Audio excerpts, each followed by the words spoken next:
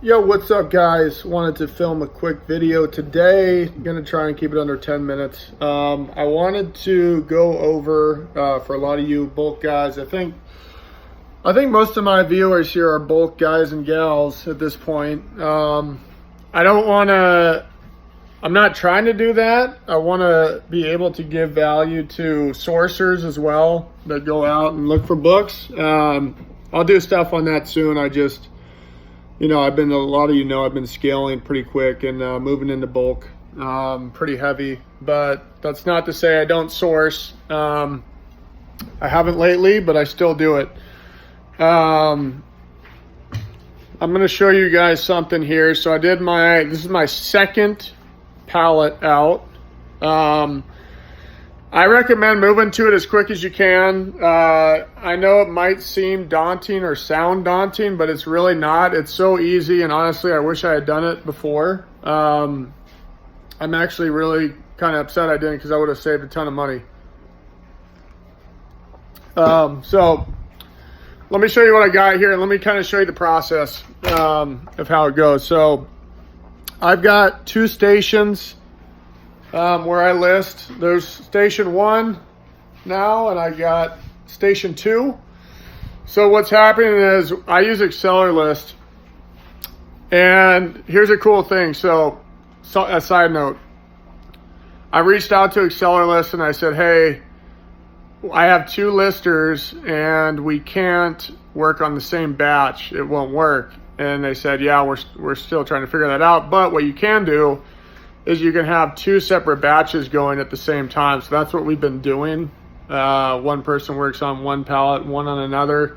I wish it could be a different way where we could both work on it. And what they're gonna do is they're like, hey, can we use you for our case study? So the guy Travis over there has tagged me with his developer, and I'm gonna work with him to try and help, get things rolling in that direction. So that'd be a cool win for everybody.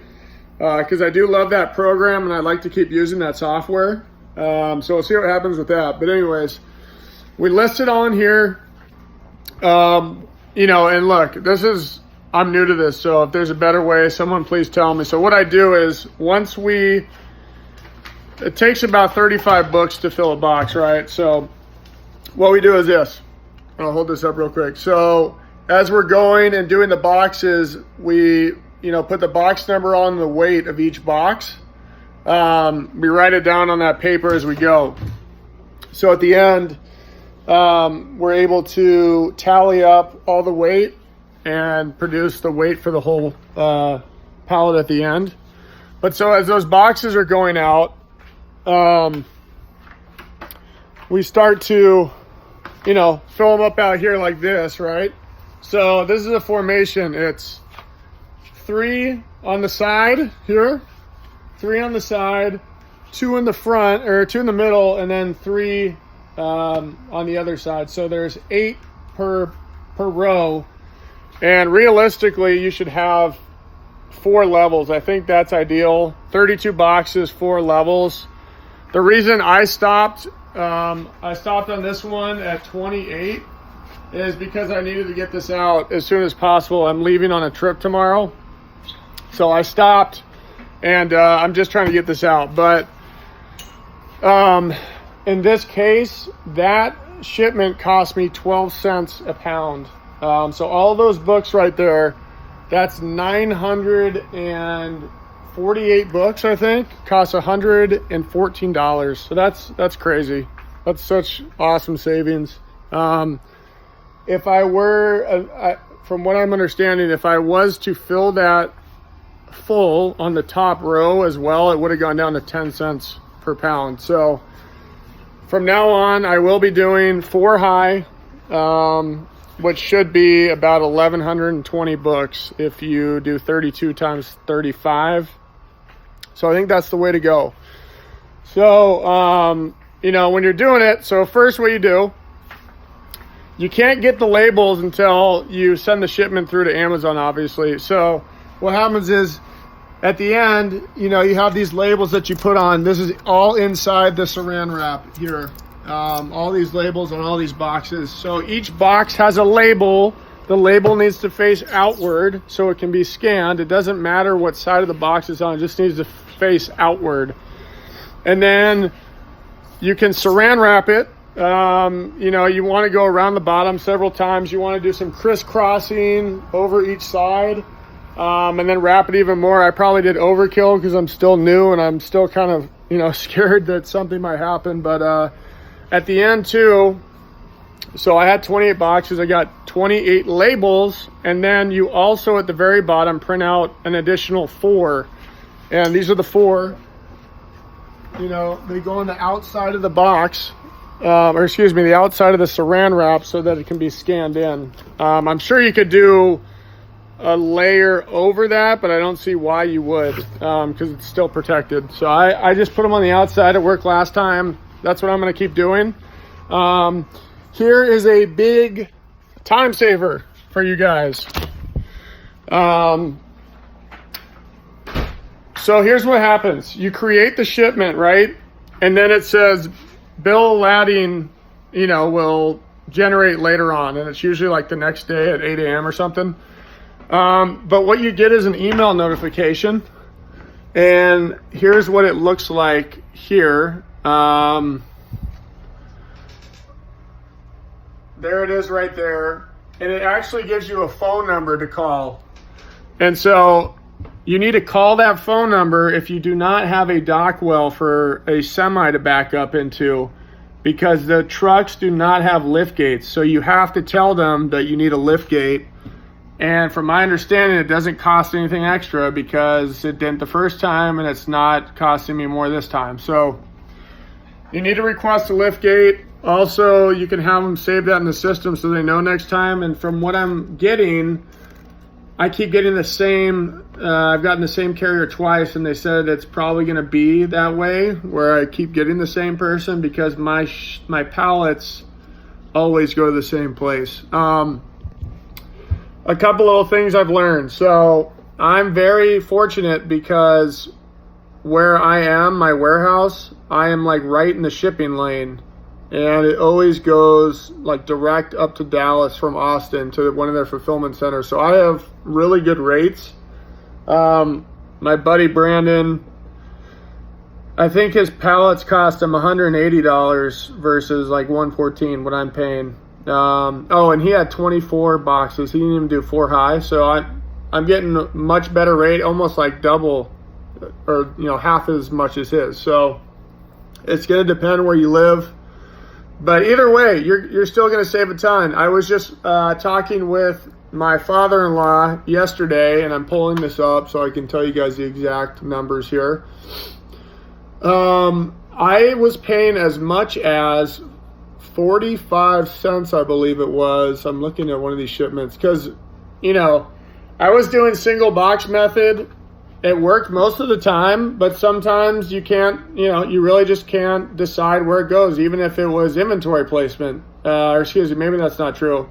But even if you were doing single box method and all of them went to where you wanted, one location, some of mine still ended up in places like Ohio instead of Dallas, and I can't control that. So this one in particular, it cost me $32.02 to ship 71 books. So, you know, I don't know where my calculator is offhand, but that is, you know, probably just below 50 cents per book versus what I'm doing now, which was, no, I'm just going to do these just so we have it on record here.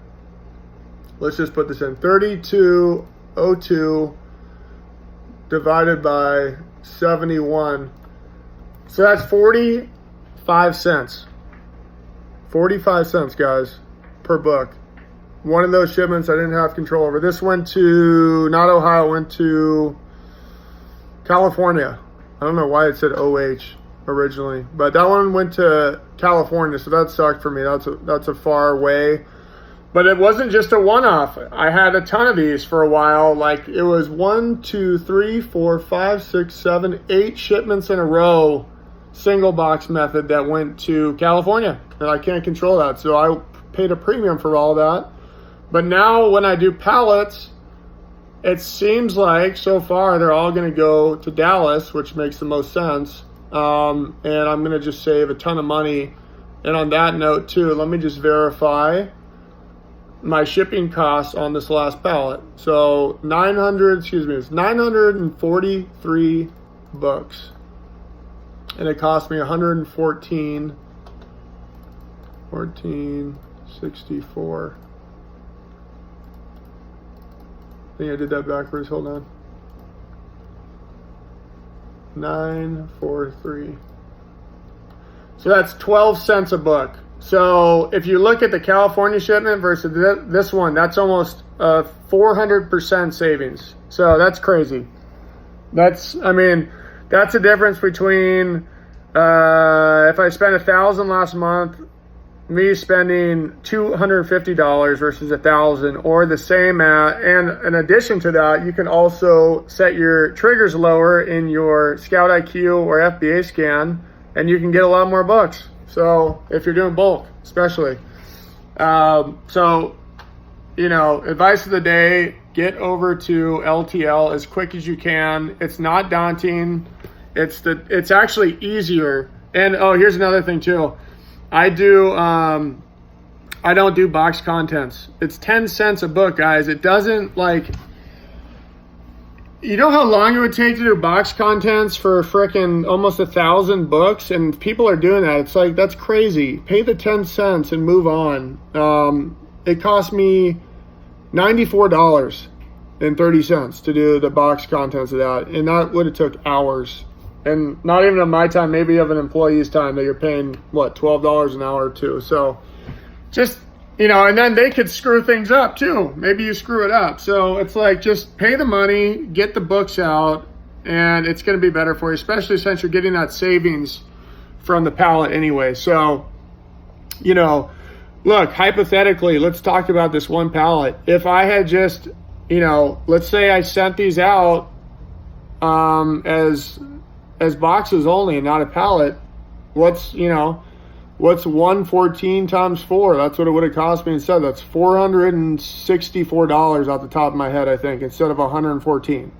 So that one shipment, 1 week, one shipment, you're already saving like $350. That's crazy. So I send out a pallet a week now. That's $1,800 a month. That pays for my freaking warehouse.